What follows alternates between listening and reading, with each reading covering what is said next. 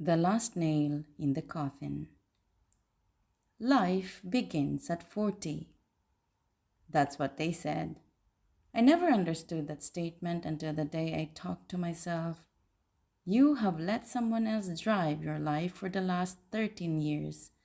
There were roads to places you didn't know, but still, you were delighted to be on those roads because you loved and trusted the driver. It didn't matter what kind of places you were going to or how long the trip would take you there, as long as you were with him. And didn't the experience blow your mind? It sure did. Hearts danced with the laughter you shared together. Minds bonded while talking about great ideas that were important to him. Values and principles that you yourself embraced willingly. You have created beautiful memories that would last a lifetime. Yet during those times and places and in brief moments, you also found yourself staring at the vastness of the horizon when no one was watching.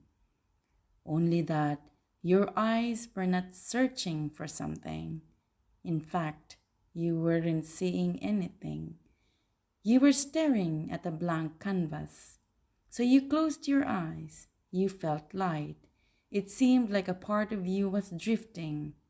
You believed it was your soul, more confused than ever before, waiting for you to set its course, unable to discern whether to stay or go.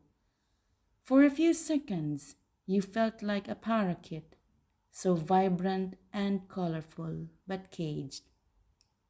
The cage appeared to be medium size, big enough to spread your wings, but small enough to do just that.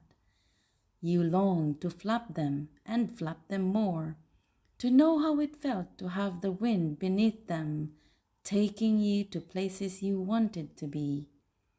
For you had dreams, dreams that no others could make come true for you. In fact, you realized even before that your dreams were yours alone, and you didn't expect others to fulfill them for you. You had to do it yourself. Suppose you had support, the better. But if there were none, it was fine as well. But you had to do it yourself. Else you were afraid, too afraid that one day you would blame someone else, not your inability to take charge for being unhappy and dissatisfied because you were a coward to go out of your comfort zone and from your sheltered life. But then, you never really had the courage to do it. Perhaps you loved him so much you couldn't imagine a life without him. Or was it the comfort of his presence in your life that made you stay? You felt safe and secure with him around you, were you not? You didn't have the answer then.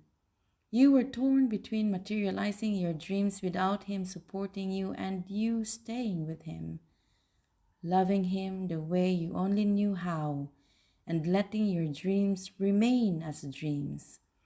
So you accepted the fate you carved for yourself. After all, you believed that your destiny was yours to write, and you seemed okay with what you have been carving all these years. And then she came.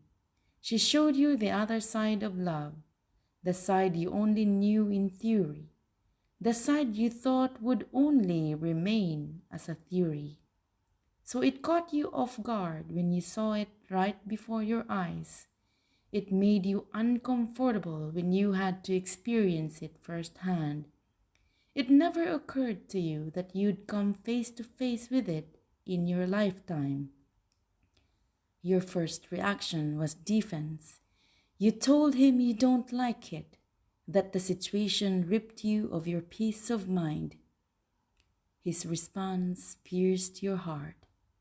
"If you don't like it, you can leave," he said. His words tore you apart. They shattered your already half-torn heart into 1,000 pieces. Yet you fought all your might, battling with your logic.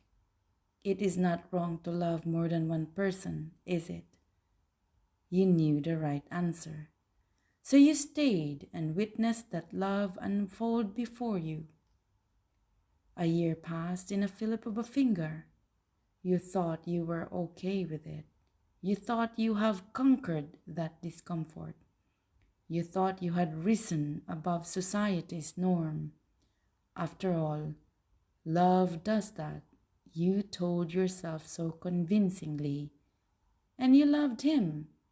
Your reason told you it was the right thing to do. So you conceded. How wrong you were. There seemed to be something in her that you couldn't fully accept. Or maybe it was you all along. You were not ready to change and embrace something so new to you. You were not ready at all. The roofs of your sheltered life started to come off as though they were blown by wanton winds. That blank canvas you were staring at some time ago flashed before you once again. But this time, your hands weren't empty.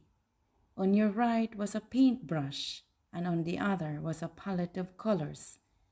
You looked at the blank page, as if your hand had a mind of its own.